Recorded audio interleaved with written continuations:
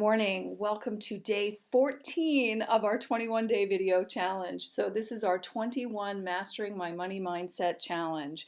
So today we are going to be talking about the topic of underspending. So underspending actually can be a disorder in that underspending is when people have an inability to spend money on things that bring them joy, right? So um, they're so compulsive and obsessed with saving that they can't actually spend the money to go on an amazing vacation. They're unwilling to part with that money in response to doing something that could be just enjoyable, pleasurable, things like that.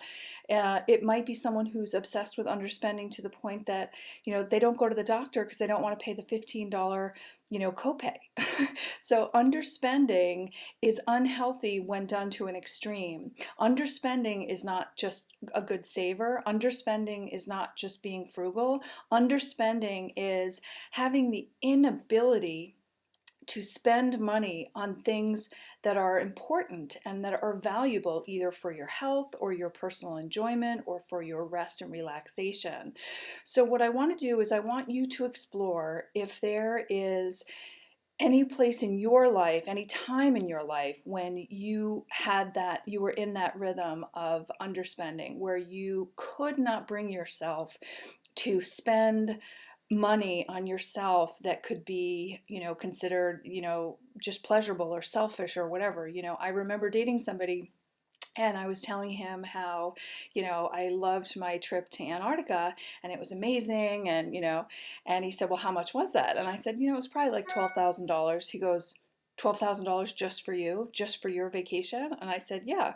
And he said, oh my God, I don't know anyone who would spend that much money on themselves. I don't know anybody who would spend that much money on a vacation. No one in my family would ever spend that kind of money on their vacation. I wouldn't spend that kind of money on my vacation. And I said, well, I'm worth it.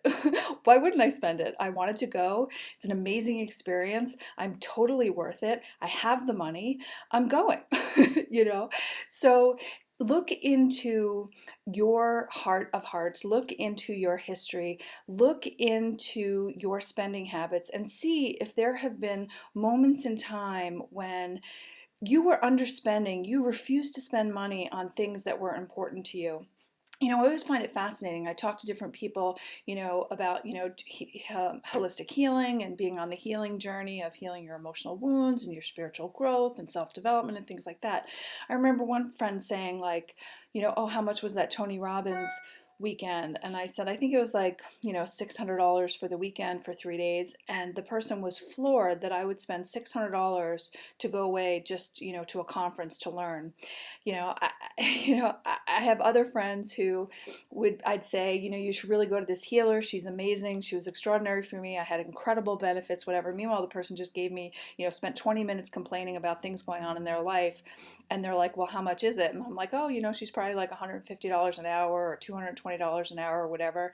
And they were floored and they're like, $150 an hour? I would never spend that much. Now, let me tell you, they'd spend $150 on clothes. They'd spend $220 to go overnight at a hotel or something like that. But they're not going to spend $220 to heal their emotional trauma when they know they have issues. They're not going to spend $150 on healing the heartbreak in their heart when they haven't gone on a date in 10 years. You know what I mean?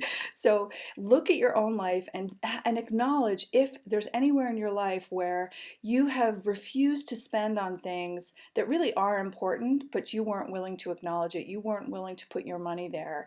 And what did it cost you? Everything is about what did it cost you. So someone not healing their emotional wounds just means that they're going to go again and again and again into dysfunctional relationships because they refuse to, pay someone to help them figure out, what their patterns are or to release the trauma from their nervous system that causes them to be in a constant state of perpetual mistrust, things like that.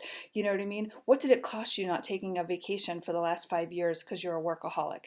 What did it cost you by refusing to spend money on the things that matter?